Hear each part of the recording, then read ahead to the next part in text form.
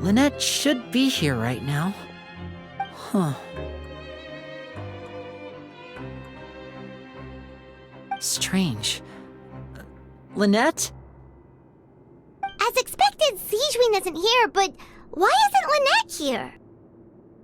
No, Lynette rarely deviates from the plan. We agreed that if she were to make changes on the fly, she'd find a way to let me know. Unless...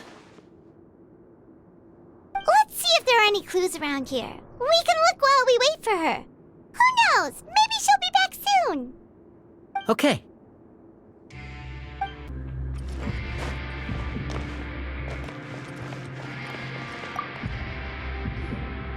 There are some books here and a few files. They all look like medical records. Advanced nursing, how to raise the spirit of your patients, a quick guide to the psychology of emotions, and the meaning of laughter. These sure are some interesting books. Who knew Zijwin would be interested in these kinds of things? She even has books on understanding people's motivations and feelings. Is it because she's a Melazine? Or does she have a need to understand her patient's emotional state? Seems quite normal to me. These are skills that would come in handy for a nurse from time to time.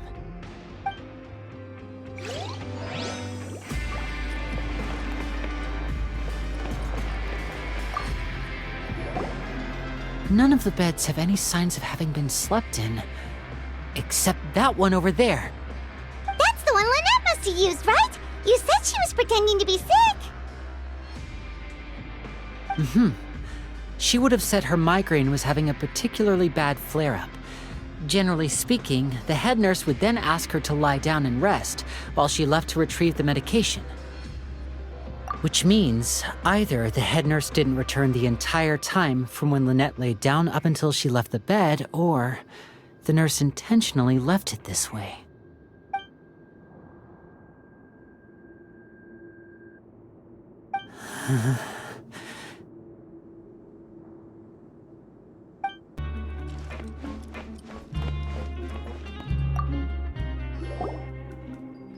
This is it! We saw it before! Wait, this thing? It doesn't look like it's been disguised that well.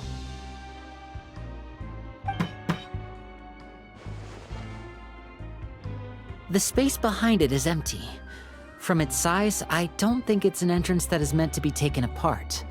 There's probably a mechanism around here somewhere. Could Lynette have tried to get inside? But if that's the case, she would have contacted me for sure. Let's look around here for some more clues. Don't panic, just take another look.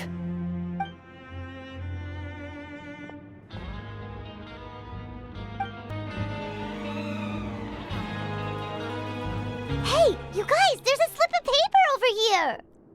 A slip of paper? It's right over here, and there's a bunch written on it too. It reads, "Out of respect for your usual practices, I'll use a piece of paper or card as the medium to pass on my message. You may consider this as me giving you my best regards." This is... Is that all? The back. This is... Show me! Now!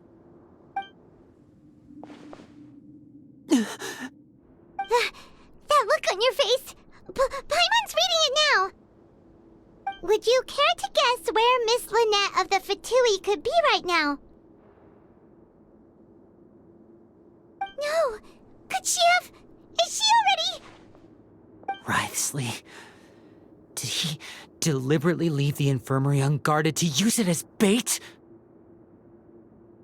Wait, you mean he was aware of our goals from the very beginning? But why? We didn't run into any trouble last time, and he also never reached out to us since. Yes, that is a crucial question. Writhsley, he doesn't do anything without a clear goal or reason. So this means he had no concerns about your activities from the very beginning. You're not from the same camp as us. You were sent down here by Nervulet, so you have no conflict of interest with Wriothesley. We're a completely different story, though. I'd like to know that, too. Why did he only go after her? Don't panic, just think everything over. I have to stay calm. This is not like what happened last time. The situation's different now.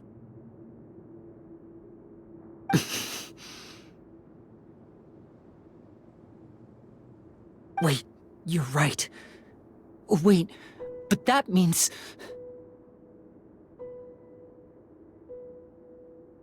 The fact that Fremine was able to leave the grounds, could Wriothesley have let him go as well? But what does he gain by letting Fremine leave like that?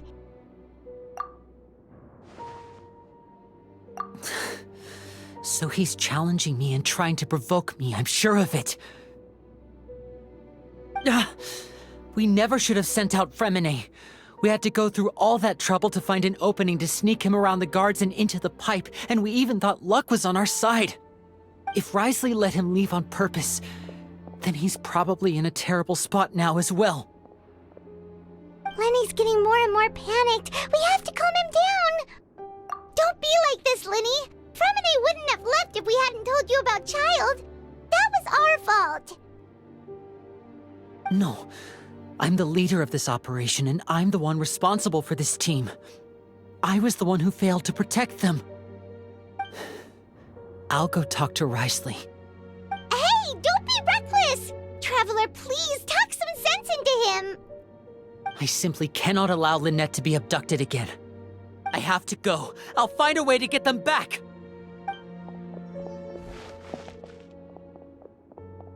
He's rushed out the door! After him!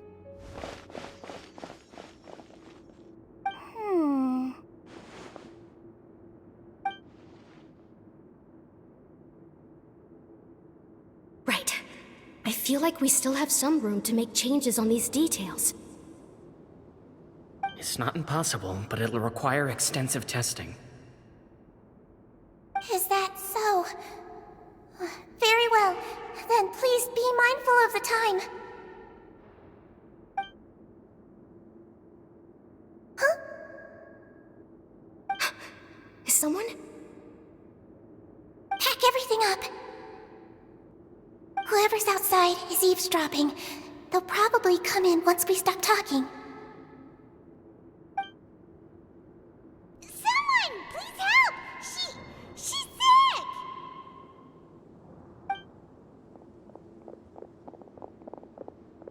Whoa, are you okay? These two. As expected, they've already found this place. Oh, they are quite sharp. What a delightful turn of events. I like smart people, but I also like playing dumb. I like the feeling of being trusted. Oh my! What's wrong, little one? There's no need to panic. Take a deep breath before you begin. Being able to read human expressions is quite the useful skill. Wait! Wait! It's no use. We have to catch up to him.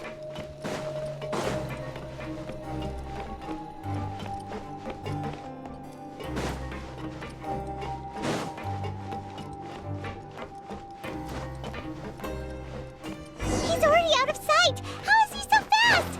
Let's go head him off at Wriothesley's office.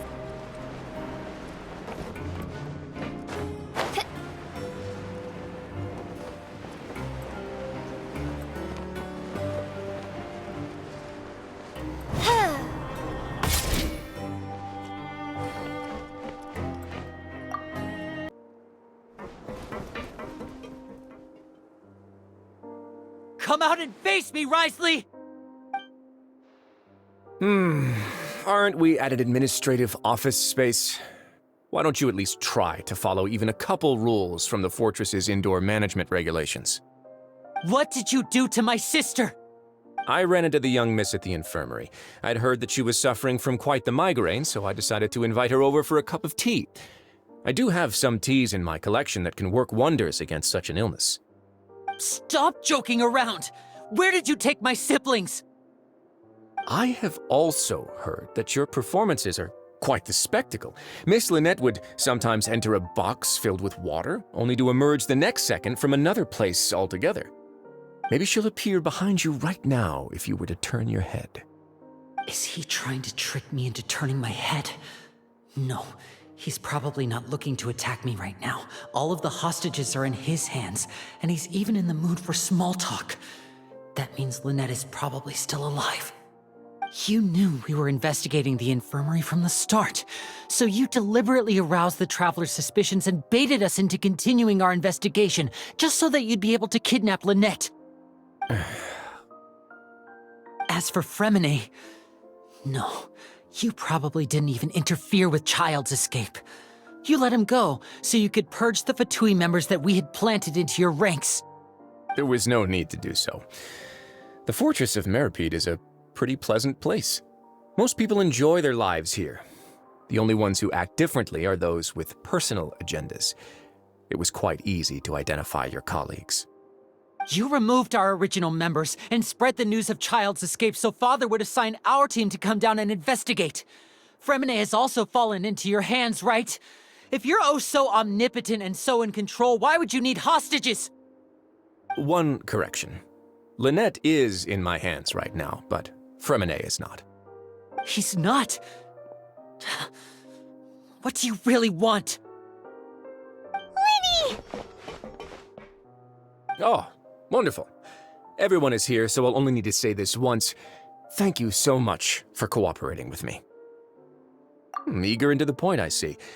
Alas, only Miss Lynette is currently having a cup of the fortress's finest tea. Although, as per your original plan, Mr. Fremine should also have returned to the fortress by now. But he has neither shown up within my gates, nor has he been taken into any kind of custody. So where do you think he may be right now? Wait, you can't mean... You locked him outside in the sea? I closed the fortress's gate to the outside world. That's all. Fremine's a star diver, so he should be fine, right? No, we're still here, so he'd definitely try to find a way to come back for us. So we can't assume he might have made a break for the surface. But why would I do this, you may be asking? To have an audience with you, of course. My intel tells me that Mr. Linney is a great magician, so it's only natural for me to want to have some cards of my own when it comes to negotiating.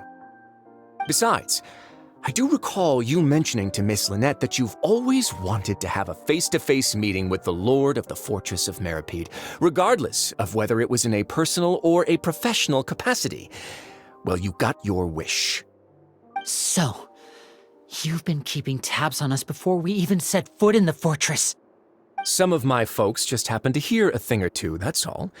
In any case, I will be straight with you. I was willing to play dumb and turn a blind eye, so we had a pleasant few days playing games together here. But once you started focusing on the Forbidden Zone, all of that changed. Mr. Linney, the cards are stacked against you right now. Miss Lynette is in my hands, and Mr. Fremine is still slowly being pickled out there in the brine. You know just as well as I that he cannot last out there forever. You need do but one thing to guarantee their safety. I would like you to contact your superior, and ideally invite her over for a cup of tea with me. You want to see Father? But why should she bother giving you an audience? Well, if she cares for the well-being of her dearest children, she should have plenty of motivation to join me for a parents' evening. I've heard that the bonds between the members of the House of the Hearth are like the bonds of family. I don't see why she would refuse. Why did you think Father sent us to handle the Fortress of Meripede? This place is basically a no-man's land. It wouldn't be fitting for anyone as important as a harbinger like Father to come here in person. Oh, I see. So it's because she doesn't care for my place here. That's such a shame. After all, I've amassed quite the tea collection. I was looking forward to sharing it with her. Both Monsieur Neuvillette and Lady Farina have already received many samples as gifts. Was this the extent of your master plan to get to Father? No matter how much pressure you may put on me, I won't allow you to use us to blackmail her. You people really are difficult to get along with. All I'm asking for is a face-to-face conversation. Does she truly have no interest in the fortress's secret? Mr. Linney, you have one last chance to invite your father here. If you refuse...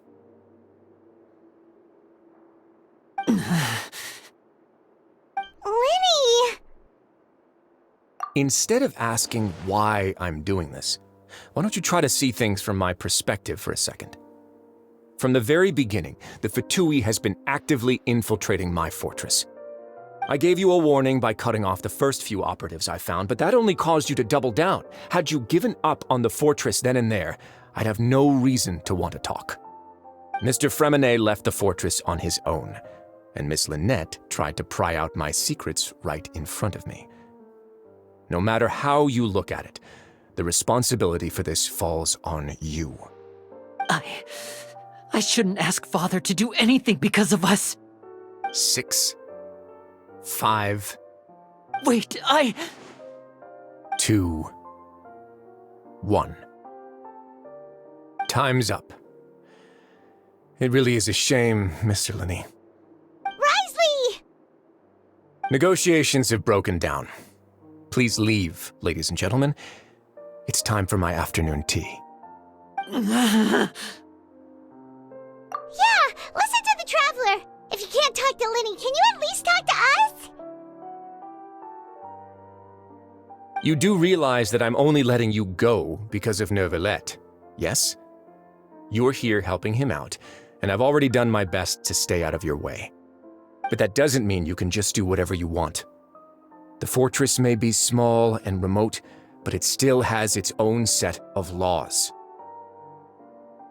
Then how about this? Those who are capable deserve respect. You've spent quite some time investigating my home turf by now, so why don't you tell me a thing or two about what you found, I'll ask you 3 questions. Answer all of them correctly, and I'll agree to your request. Question 1. Regarding the hidden rules of the production zone, what is the truth behind the one about not being allowed to work for 3 days in a row?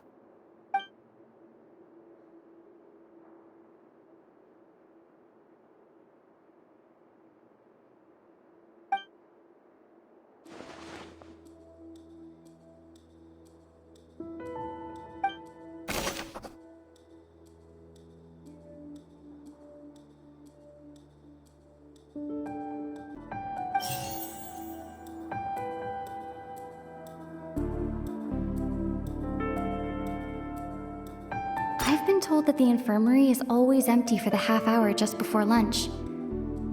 But what could Sijuin be doing during that time? The Fanta promoter has been struggling because he doesn't recognize the real value of coupons.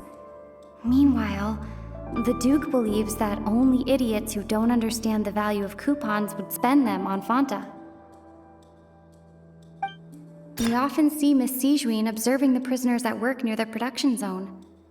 It seems like she can perceive the general state of a person's health just by looking at them.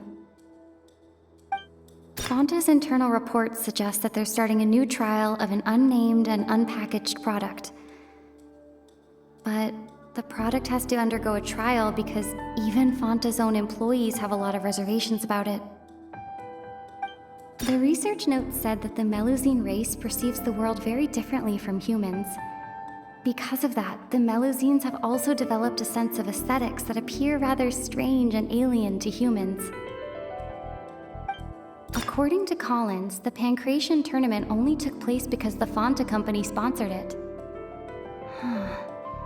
The company must want a return on their investment as well. We often see Miss Sijuin observing the prisoners at work near the production zone. It seems like she can perceive the general state of a person's health just by looking at them.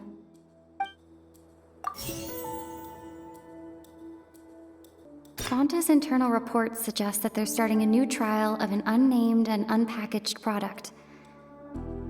But the product has to undergo a trial because even Fanta's own employees have a lot of reservations about it. The The research notes said that the Melusine race perceives the world very differently from humans. Because of that, the Melusines have also developed a sense of aesthetics that appear rather strange and alien to humans.